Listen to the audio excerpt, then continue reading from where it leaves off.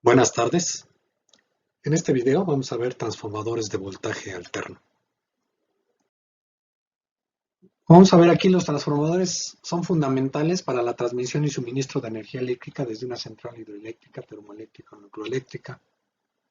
Por cuestiones prácticas, ecológicas y de seguridad, generalmente las centrales eléctricas se ubican en una región alejada de las zonas urbanas.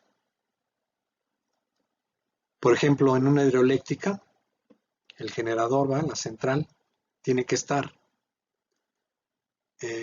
instalada cerca de una presa para aprovechar la caída de agua o la presión, para hacer rotar las turbinas del generador de voltaje alterno. En una termoeléctrica se utiliza vapor a altas presiones para hacer rotar las turbinas del generador, y este vapor se obtiene en calderas mediante el calentamiento de agua por la quema de combustibles como carbón o petróleo. Por lo tanto, para evitar contaminación, pues se ubican alejados de las ciudades, ¿verdad? En el caso de la nucleoeléctrica, el vapor de agua se calienta en un generador de vapor mediante el calentamiento por reacciones nucleares dentro del reactor nuclear, calentamiento de agua. Por lo tanto, por razones de seguridad, ¿verdad?, para evitar contaminación radioactiva o un accidente, ¿verdad?, que pudiera ser fatal en una ciudad, se ubican alejados de las zonas urbanas. Debido a esto, para la transmisión, distribución y suministro de energía a los consumidores, se requiere de un tendido de líneas, ¿verdad?, y vamos a ver de transformadores de voltaje alterno.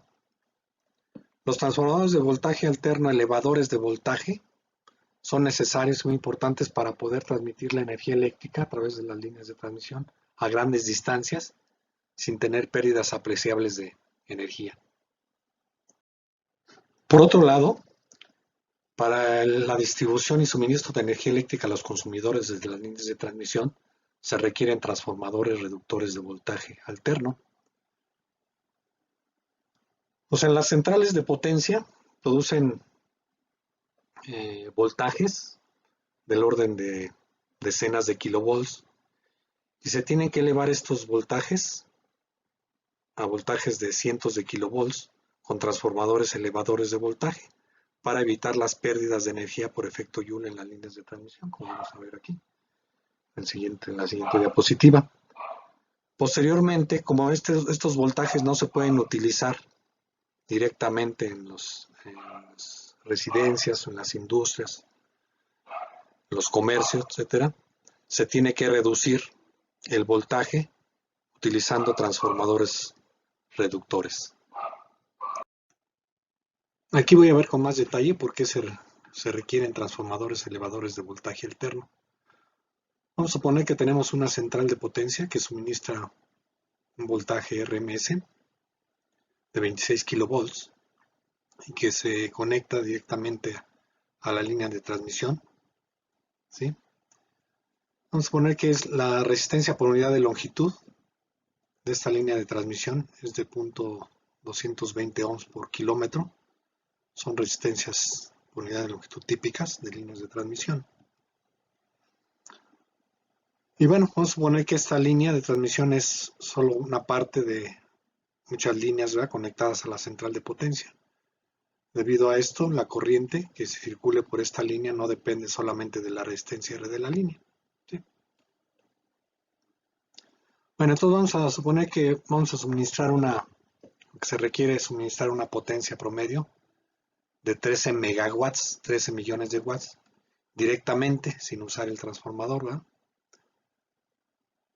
y que vamos a transmitir esa potencia por una línea de transmisión de 200 kilómetros.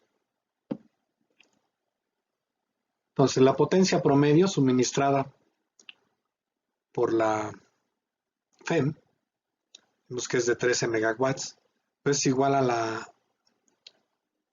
al voltaje RMS por la corriente RMS, que vamos ahorita a denotar simplemente por una FEM, una corriente.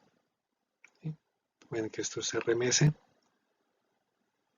Entonces, la corriente en la línea de transmisión Pues es la potencia entre la FEM, RMS, ¿no? La potencia que se está suministrando entre la FEM. Por lo tanto, la corriente va a ser los 13 megawatts, que son 13 por 10 a la 6 watts, entre 26 kilovolts. Son 500 amperes la corriente que tiene que circular por esta línea de transmisión si queremos suministrar una potencia de 13 megawatts, ¿no?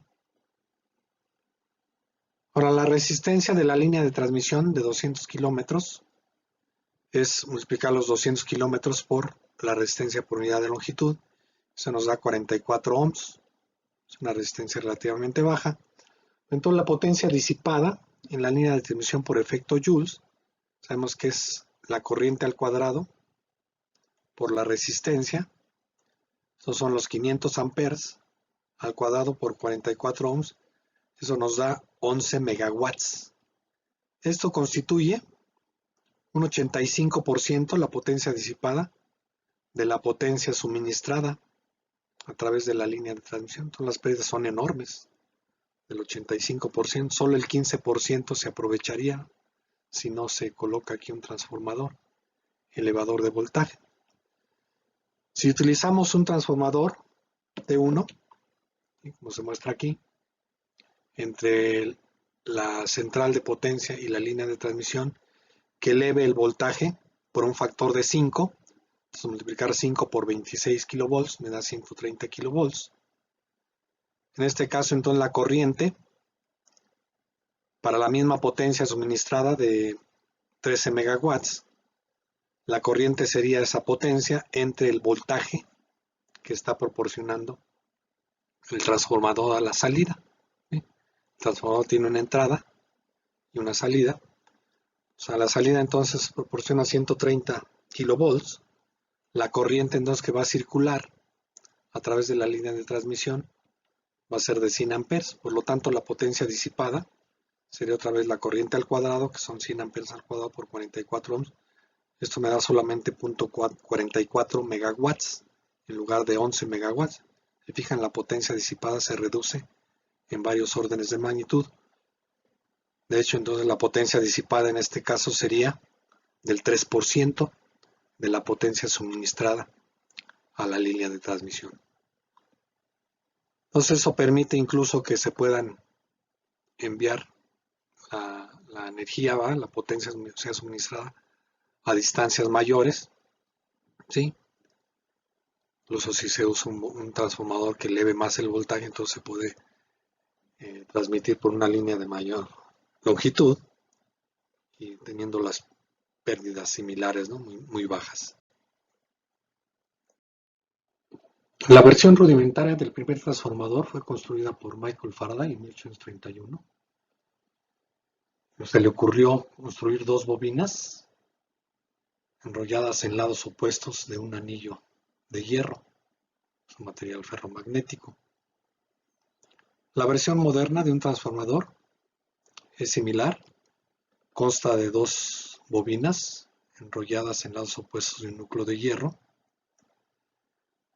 La bobina que se conecta al generador de corriente alterna se le llama bobina primaria, y la bobina que está del lado opuesto se llama bobina secundaria, y esa va conectada a la carga o en la línea de transmisión.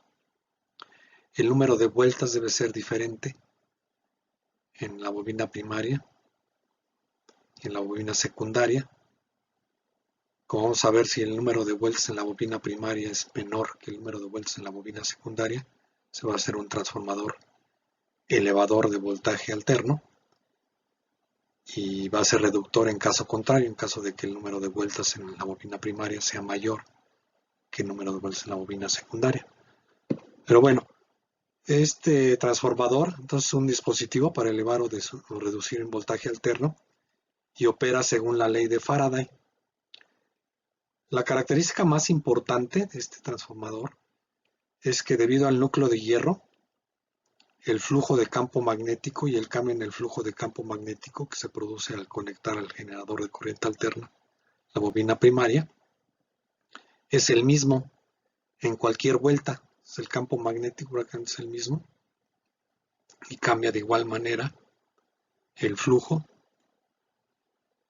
en cada vuelta, ya sea de la bobina primaria o de la bobina secundaria. Esto es fundamental para explicar el funcionamiento del transformador. Bueno, tiene pérdidas muy pequeñas, menores que el 5%, y las pérdidas son debido a disipación por efecto Joule en las bobinas del primario o secundario. También debido un poco a las corrientes de Foucault en el núcleo de hierro, ¿sí? Que esas se pueden reducir construyendo el núcleo de hierro con láminas de hierro. De esa manera, se reducen, ¿no?, las corrientes de Foucault que producen calentamiento y pérdidas, ¿no?, también de energía. Otra característica es que no tiene partes móviles, es una ventaja, ¿verdad? También cualquier dispositivo que no tenga partes móviles, no tiene fricción, etcétera, no tiene pérdidas. Podemos obtener muy fácilmente la ecuación del transformador ideal, que es el transformador que tiene 0% pérdidas, aplicando la ley de Faraday a este par de bobinas conectadas a un generador de voltaje alterno. Entonces aquí vamos a denotar por Vp el voltaje en la bobina primaria, en el circuito primario, y ese voltaje pues es exactamente igual. No vamos a trabajar con valores RMS a la FMRMS que proporciona el generador de voltaje alterno. NP es el número de vueltas en el primario. Otro lado, Bs es el voltaje en el secundario. Y NP es el número de vueltas en el secundario. Entonces, de acuerdo con la ley de Faraday, el voltaje en el primario es igual a menos el cambio en el flujo en todo el circuito primario, que es el número de vueltas en el primario por el cambio en el flujo de campo magnético respecto al tiempo en cada vuelta. ¿Sí? Por otro lado, como el campo magnético, como mencioné en la diapositiva anterior, es el mismo debido al núcleo y el flujo de campo magnético es el mismo, también el cambio en el flujo. Entonces, en la bobina secundaria va a haber una fuerza electromotriz RMS, ¿verdad?, o un voltaje que llamamos Bs, voltaje en el secundario, que es el cambio en el flujo en cada vuelta por el número de vueltas en el secundario, y bueno, con el signo menos que lleva la ley de Faraday debido a la ley de Lenz. Si despejamos el cambio en el flujo respecto al tiempo en cada vuelta en el primario, queda que es igual a el negativo del voltaje en el primario entre el número de vueltas en el primario. Si de igual manera despejamos el cambio de flujo respecto al tiempo debido a la bobina primaria en cada vuelta, es igual al negativo del voltaje en el secundario entre el número de vueltas en el secundario. Por lo tanto, igualando como los flujos son los mismos en cada vuelta, tenemos que el voltaje en el primario entre el número de vueltas en el primario es igual al voltaje en el secundario entre el número de vueltas en el secundario.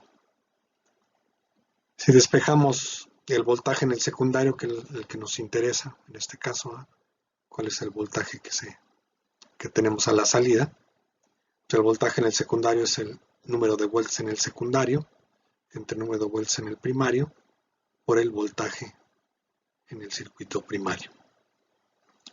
Por lo tanto, si el número de vueltas en el circuito secundario es mayor que el número de vueltas en el circuito primario, como se muestra aquí, ¿no?, el voltaje entonces en el secundario va a ser mayor que el voltaje en el primario.